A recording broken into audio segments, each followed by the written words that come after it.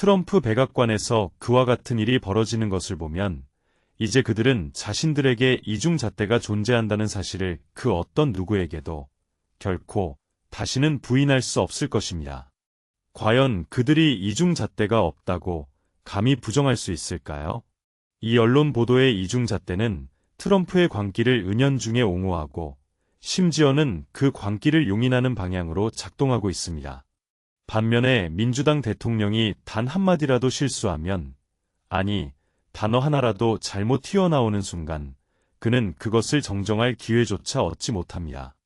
그는 곧바로 그 자리에 너무 늙었다며 가차없이 비난받고 자리에서 물러나야 할 사람으로 낙인 찍히죠. 이 명백한 이중잣대는 명백히 존재하며 앞으로 이 백악관 보도가 이어질 다음 3년 내내 지속적으로 작동할 것입니다. 그들은 길을 잃어버린 듯 헤매고 있습니다. 그들이 부디 자신들의 길을 다시 찾을 수 있기를 바랄 수밖에 없지요. 트럼프 내각에는 역사상 가장 어리석은 인물이 존재합니다. 물론 평생 단 하루도 현명한 날이 없었다고 해도 과언이 아닌 로버트 케네디 주니어는 아닙니다. 그는 고등학교, 대학교, 그리고 로스쿨 시절 내내 헤로인에 찌들어 살았기에 아무것도 배우지 못했고 그가 전문가라고 자칭하는 분야에서조차 사실상 무지한 자, 곧 기능적 무지한 펑셔널 이그너레이머스에 불과합니다. 로버트 케네디 주니어는 역대 내각 인사 중 가장 위험한 인물입니다. 그는 사실상 그 어떤 내각 인사보다 더 많은 미국인들을 죽음으로 몰아넣을 수 있는 위치에 스스로를 올려놓았습니다. 하지만 내각에서 가장 어리석고 가장 우스꽝스러운 인물은 따로 있습니다. 그는 2016년에 실제로 힐러리 클린턴을 대통령으로 지지했던 인물입니다. 그리고 도널드 트럼프가 대통령으로 당선되자마자 그의 신념이라는 것이 얼마나 가벼운지 여실히 드러내는 분명한 행보로 쏜살같이 도널드 트럼프 지지로 돌아섰습니다. 역사상 가장 무능한 상무장관 하워드 러트닉은 공식적인 기록에 따르면 하버포드 대학에서 경제학을 전공한 인물입니다. 그런데 그는 어제 게시된 뉴욕포스트와의 최근 인터뷰에서 이런 황당한 발언을 했습니다. 그 후 저는 트럼프와 함께 선거 유세에 동행했습니다. 그리고 우리가 한 가장 중요한 일은 함께 그의 관세 정책을 설계했다는 것입니다. 우리는 여러 논의를 거쳤고 그가 저를 가르쳤습니다. 정말이지 그가 관세에 대해 모든 것을 가르쳐 주더군요. 우리는 함께 관세 정책을 설계했습니다. 그리고 그의 경제 정책에 대해서도 논했습니다. 사실 도널드 트럼프를 만나기 전에는 관세에 대해 제대로 이해하지 못했습니다. 뉴욕의 사업가라는 게 다 그렇잖아요. 그건 정말이지 제가 알던 세상이 아니었죠. 그러다가 그와 관세에 대해 이야기하기 시작하면서 비로소 이해하게 되었습니다. 저는 관세를 이해하지 못하는 고등학생을 본 적이 없습니다. 경제학을 전공하는 학생 중 관세를 모르는 사람도 본 적이 없습니다. 관세는 경제정책의 가장 기본적인 요소 중 하나입니다. 그리고 모든 경제학자들은 모든 관세가 곧 세금이라는 만고불변의 진리를 이해하고 있습니다. 그것은 판매세의 다름 아닙니다. 그런데 역사상 가장 어리석은 상무장관이 이미 관세에 대해 가장 터무니없는 발언을 공공연히 해왔던 인물에게서 관세를 배웠다고 말하는 이 기막힌 상황이라니요. 런닉이 모든 공개 발언에서 항상 보여주는 것은 그가 얼마나 노예처럼 도널드 트럼프에게 아첨하고 굽신거리는지입니다. 그는 트럼프에게 아첨하는 게임에서 그 누구도 따라올 수 없는 압도적인 승자입니다. 그 누구도 그에게 근접할 수 없습니다. 또한 그는 자신이 어른들과 함께 국정을 논하는 자리에 어울리지 않는 어린아이 같은 존재임을 스스로 드러내는데 실패한 적이 없습니다. 예를 들어 그는 트럼프가 합참의장단 회의에 저를 머물게 했습니다. 정말이지 역대 가장 쿨한 경험이었죠. 정말 가장 쿨한 경험이었습니다. 라며 들떠하는 모습을 보였습니다. 과연 국정을 책임지는 고위 관료의 태도라 할 수 있을까요? 런닉은 그 인터뷰를 제가 본 그 어떤 누구보다도 어리석은 방식으로 시작했습니다. 특히 그와 같은 중요한 직책을 가진 사람이요. 그는 문자 그대로 뉴욕시의 자신의 집 주소를, 그것도 특정 거리와 번지수까지 상세히 공개하면서 한때 그의 옆집에 살았던 사람이 도널드 트럼프의 절친한 친구였던 성범죄자이자 아동 인신매매범 제프리 앱스타인이라는 점을 지적했습니다. 그리고 적어도 이제 와서는 런닉이 제프리 앱스타인에 대해 아주 뛰어난 직감을 가지고 있었으며 그의 친구 도널드 트럼프와는 사뭇 다른 반응을 보였다고 주장합니다. 저희는 2005년에 이사 왔습니다. 제프리 앱스타인은 아마도 그런 식으로 체포되었겠죠. 어느 날 초인종이 울리고 그의 비서나 직원 같은 사람이 말했습니다. 앱스타인 씨, 옆집 이웃분이 커피 한잔 하자고 초대하고 싶어 하십니다. 그래서 제 아내와 저는 옆집으로 갔죠. 아시다시피 커피를 마시러 옆집까지 7걸음 정도면 닿는 거리였어요. 우리는 벽을 공유하거든요. 뉴욕시니까. 그래서 그가 저희를 초대했고 저희는 커피를 마셨습니다. 그리고 그가 묻더군요. 집 구경시켜드릴까요? 제가 말했죠. 좋습니다. 흥미롭네요. 정말이지 아주 큰 집이었습니다. 들어가는 방마다. 제가 말씀드리죠. 그의 집은 정말 엄청나게 크고 굉장히 넓었습니다. 그가 저에게 거실을 구경시켜 주었고 그 거대한 거실 맞은편에는 이중 문이 있었습니다. 저는 식당일 거라고 생각했죠. 그런데 그가 문을 열자 방 한가운데에 안마 테이블이 놓여 있었고 주변에는 향초들이 가득했습니다. 그래서 저는 매우 통찰력 있고 날카로운 질문을 던졌습니다. 그에게 이렇게 물었죠. 집 한가운데 안마 테이블이라니요. 마사지를 얼마나 자주 받으시나요? 그러자 그가 말했습니다. 매일 받지.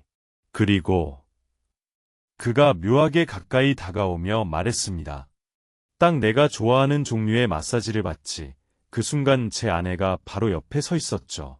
그녀가 저를 바라봤고 저도 그녀를 바라봤습니다. 그리고 우리는 말했죠. 죄송합니다. 저희는 가봐야겠습니다. 그렇게 저희는 그곳을 떠났습니다. 그의 집에서 저희 집까지 가는 6걸음에서 8걸음 남짓한 짧은 거리 동안 제 아내와 저는 결심했습니다. 다시는 저 역겨운 인간과 한 방에 있지 않을 거야. 그래서 저는 그 후로 사회적으로나 사업적으로나 심지어 자선 활동으로도 그와 같은 공간에 있지 않았습니다. 그 인간이 있는 곳이라면 저는 가지 않았습니다. 그는 역겨운 사람이니까요. 우리는 다시는 저 역겨운 인간과 한 방에 있지 않을 것입니다. 이것은 제프리 앱스타인에 대한 지극히 합리적이고 정상적인 반응처럼 보입니다. 하지만 도널드 트럼프는 제프리 앱스타인에 대해 정반대의 반응을 보였습니다. 도널드 트럼프는 파티에서 글자 그대로 제프리 앱스타인과 함께 춤을 추고 싶어 했습니다. 할 수 있는 한 최대한만이요. 우리는 모두 그 영상을 본 적이 있지 않은가요? 하지만 하워드 런닉이 제프리 앱스타인에게 가졌던 감정은 대부분의 부유한 뉴요커들이 도널드 트럼프에게 느꼈던 감정은 그들은 그 불가리아인 여기서는 분명 경멸적인 의미로 사용된 듯합니다만 과는 상종도 하기 싫어했다는 것입니다. 그들은 트럼프를 역겹다고 하워드 루트닉의 표현을 빌리자면 정말 천박하다고 생각했죠. 그렇다면 백악관 출입기자단이 도널드 트럼프에게 절대 물어볼 수 없는 질문은 이것입니다. 만약 하워드 루트닉이 제프리 앱스타인을 처음 만난 순간부터 역겹게 생각했다면 도대체 트럼프 당신은 왜 10년 동안이나 그의 가장 가까운 친구로 지냈습니까? 우리는 백악관 출입기자나 도널드 트럼프가 인터뷰를 허락하는 다른 누구에게서도 그런 질문을 결코 듣지 못할 겁니다. 왜냐하면 도널드 트럼프는 그런 질문을 던지지 않을 사람들과만 인터뷰를 하도록 철저히 선별하기 때문입니다. 하워드 루트닉은 사실 이 모든 것에 대해 이야기할 필요가 전혀 없었습니다. 그런데 어리석게도 그는 제프리 앱스타인에 대해 훨씬 더 많은 이야기를 쏟아냈죠. 다른 모든 사람들은 그저 앱스타인 주변을 맴돌면서도 루트닉 당신이 보았던 그 끔찍한 진실을 보지 못했던 걸까요? 아니면 보고도 못 본 척 애써 외면했던 걸까요? 아닙니다. 그들은 명백히 참여했습니다. 맞습니다. 그것이 바로 앱스타인의 범행 수법, MO이었습니다. 마사지 받으러 와 같은 식으로 말이죠. 그리고 그 마사지실에서 벌어진 일들은 저는 분명 비디오로 촬영되었을 것이라고 짐작합니다. 이 남자는 역사상 가장 교활하고 성공적인 협박꾼이었습니다. 사람들을 협박해서 돈을 갈취했죠. 그것이 바로 그가 부를 축적한 방식입니다. 그렇다면 그 비디오들은 도대체 어디로 갔을까요? 도널드 트럼프의 측근들이 연방수사국, FBI, 과 법무부, DOJ를 장악하고 있는 지금 왜 이렇게 정보가 부족한 걸까요? 저는 오래전 그들이 그 비디오들을 대가로 앱스타인이 겨우 18개월형을 선고받고 심지어 외부 방문객을 만나거나 낮 시간에는 구치소 밖으로 나갈 수 있도록 허용하는 특혜를 얻어냈을 것이라고 추정합니다. 아니, 그는 명백한 연쇄 성범죄자입니다. 그런데 어떻게 고작 18개월형을 받고 낮에는 자기 사무실로 출근하고 방문객까지 만날 수 있었을까요? 분명 어떤 거래가 있었을 겁니다. 저의 추측입니다. 물론 제가 직접적인 지식이나 확고한 증거를 가지고 있는 것은 아닙니다. 하지만 제 추측으로는 그 비디오들 안에 숨겨야 할 유력 인사들이 있었기 때문에 그 영상들을 대가로 한 거래가 있었을 것이라는 겁니다. 당신의 이론은 어떻습니까? 그는 이야기를 알고 있겠죠. 맞습니다. 제가 그 사람과 관계된 사람이었다는 저의 이야기처럼 그는 그 이야기를 알고 있습니다. 하지만 그게 전부입니다. 그는 그 이야기에 관심을 가졌을 수도 있겠죠. 하지만 모르겠습니다. 그저 이야기에 불과합니다. 그저 한 개인과 관련된 이야기일 뿐입니다. 그렇다면 트럼프는 그에 대해 같은 감정을 느꼈을까요? 저는 그와 이런 종류의 문제에 대해서는 이야기하지 않습니다. 이런 것들은 그저 주의를 분산시키려는 방해물에 불과합니다. 맞습니다. 그저 방해물일 뿐이죠. 그가 제프리 앱스타인 논의에 그렇게 깊이 들어간 것이 얼마나 어리석은 짓이었는지 그가 깨닫는 순간을 우리는 생생하게 볼 수 있었습니다. 기자가 도널드 트럼프도 당신과 같은 생각이었나요? 라고 묻기 시작하자 그는 자신이 저지른 실수의 엄청난 규모를 비로소 인지하게 된 것이죠. 제프리 앱스타인, 바로 옆집에 살았던 하워드 루트닉은 도널드 트럼프와 제프리 앱스타인에 대해 단 한 번도 이야기를 나눠본 적이 없다고 주장했습니다. 뉴욕 포스트 기자가 루트닉에게 던진 그 어리석은 질문은 트럼프도 앱스타인에 대해 같은 감정을 느꼈습니까? 였고, 루트닉은 짧게 그와 그 문제에 대해서는 이야기하지 않습니다. 라고 답했습니다. 아마 그 뉴욕 포스트 기자는 도널드 트럼프와 제프리 앱스타인에 대한 단 하나의 기사도 읽어보지 않은 것이 분명합니다. 그녀는 도널드 트럼프가 제프리 앱스타인과 함께 춤을 추고 그 비디오 속에서 앱스타인에 대한 자신의 감정을 명확히 드러내며 스스럼 없이 어울리고 포옹하는 그 유명한 영상을 보지 못한 것이 틀림없습니다. 우리는 도널드 트럼프가 하워드 루트닉이 주장하는 방식과는 전혀 다르게 제프리 앱스타인에게 반응했음을 알고 있습니다. 하워드 루트닉의 이번 어리석은 발언은 도널드 트럼프에게 새로운 골칫거리를 안겨주었습니다. 트럼프가 제프리 앱스타인 관련 논란에 불길을 끄기 위해 온갖 극적인 주의 분산 작전을 펼침에도 불구하고 이 불은 매일같이 꺼지지 않고 계속 타오르고 있었는데 말이죠. 이제 하원 감독위원회 소속 민주당 의원들은 하워드 루트닉으로부터 그가 제프리 앱스타인에 대해 무엇을 알고 있었는지, 그리고 앱스타인의 집에서 무엇을 목격했는지에 대한 증언을 듣기를 원하고 있습니다. 제프리 앱스타인이 가벼운 형량을 대가로 협박성 비디오를 만들거나 거래했다는 공개적인 증거는 아직 없습니다. 하지만 그 결정적인 증거가 앱스타인 파일 속에 잠자고 있을 가능성은 없을까요? 하워드 루트닉은 그렇게 생각하는 듯합니다. 그 어떤 내각 인사보다 도널드 트럼프에게 더 열렬하게 아첨하려던 바로 그 장관이 방금 트럼프의 최악의 문제를 더욱 악화시킨 셈입니다. 다음 순서로 도널드 트럼프가 아무런 근거도 없이 기소하려 들었던 인물, 캘리포니아주 상원의원 아담 시프가 우리와 함께할 것입니다.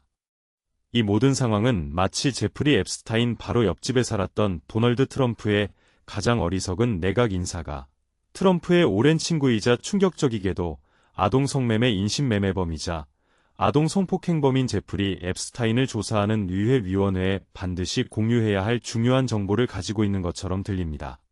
맞습니다. 그것이 바로 그의 범행 수법, MO이었습니다. 마사지 받으러 와 같은 식으로 말이죠. 그리고 그 마사지실에서 벌어진 일들은 저는 분명 비디오로 촬영되었을 것이라고 짐작합니다. 이 남자는 역사상 가장 교활한 협박꾼이었습니다. 사람들을 협박해서 돈을 갈취했죠. 그렇게 해서 돈을 벌었던 것입니다. 그렇다면 그 비디오들은 도대체 어디로 갔을까요? 도널드 트럼프 측근들이 연방수사국, FBI, 과 법무부, DOJ를 장악하고 있는 지금 왜 이렇게 정보가 부족한 걸까요? 저는 오래전 그들이 그 비디오들을 대가로 앱스타인이 겨우 18개월형을 선고받고 심지어 외부 방문객을 만나거나 낮 시간에는 구치소 밖으로 나갈 수 있도록 허용하는 특혜를 얻어냈을 것이라고 추정합니다. 아니, 그는 명백한 연쇄 성범죄자입니다. 그런데 어떻게 고작 18개월형을 받고 낮에는 자기 사무실로 출근하고 방문객까지 만날 수 있었을까요? 분명 어떤 거래가 있었을 겁니다. 오늘 밤 저희 토론의 시작을 알릴 분은 캘리포니아주 민주당 상원의원 아담 시프입니다.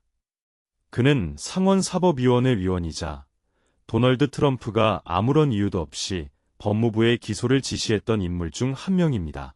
상원의원님, 방금 하워드 루트닉이 앱스타인에 대해 이렇게 말했습니다. 이 남자는 역사상 최고의 협박꾼이었다. 사람들을 협박했다. 그렇게 해서 돈을 벌었다.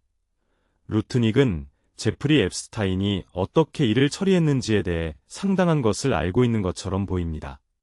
글쎄요. 그는 분명 그렇게 보입니다. 그리고 저는 그가 의회에 출석하여 증언해야 한다고 생각합니다. 로렌스, 이와 관련하여 저에게 가장 충격적이었던 것은 최근 FBI 국장 캐시 파텔이 증언하면서 제프리 앱스타인이 인신매매를 했다는 증거는 전혀 없다고 강력히 주장했다는 점입니다. 한때, 혹은 어쩌면 여전히 도널드 트럼프 전 대통령이 여성들을 대하는 방식에 대한 뿌리 깊은 우려는 끊이지 않고 제기되어 왔습니다. 특히 그의 발언과 태도 속에서 여성들이 마치 거래되거나 특정 목적을 위해 주어질 수 있는 대상처럼 비춰졌다는 비판은 예사롭지 않습니다. 충격적인 것은 이러한 시각이 악명 높은 성범죄자 제프리 앱스타인 외 다른 그 누구에게도 허용될 수 없는 수준이라는 노골적인 지적까지 나왔다는 사실입니다. 이는 단순한 비난을 넘어 한 나라의 최고 지도자가 가질 수 있는 윤리적 기준과 여성 인권에 대한 인식이 과연 어디까지 추락할 수 있는가에 대한 심각한 질문을 던집니다.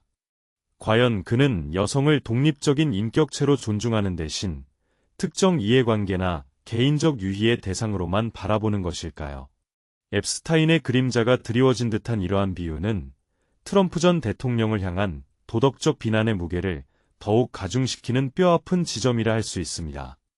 더욱이 도널드 트럼프 행정부 내부의 심각한 균열과 불신의 징후가 곳곳에서 드러나고 있습니다. 놀랍게도 대통령 스스로 임명하거나 최소한 함께 국정을 운영해야 할 자신의 내각 구성원들조차 연방수사국, FBI, 국장의 발언이나 보고를 신뢰하지 않는다는 정황이 포착되고 있는 것입니다. 이는 단순한 의견 불일치를 넘어 행정부의 핵심 축인 사법기관의 수장에 대한 전면적인 불신을 의미합니다. 최고 사법기관의 수장이 제공하는 정보와 분석이 내각 내에서조차 받아들여지지 않는다면 과연 국가 안보와 정의 실현이라는 중대한 임무가 제대로 수행될 수 있을까요? 이 같은 내부 분열은 트럼프 행정부의 리더십이 얼마나 흔들리고 있는지, 그리고 사실과 진실에 대한 공동의 기반 자체가 얼마나 취약한지를 여실히 보여주는 비극적인 증거입니다.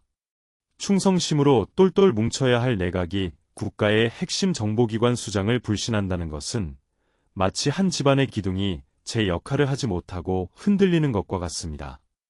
이는 국민들이 행정부에 대한 신뢰를 잃게 만드는 치명적인 균열이며 정권의 위기를 넘어 국가 시스템의 위기로까지 비화될 수 있는 심각한 상황이라 할 것입니다.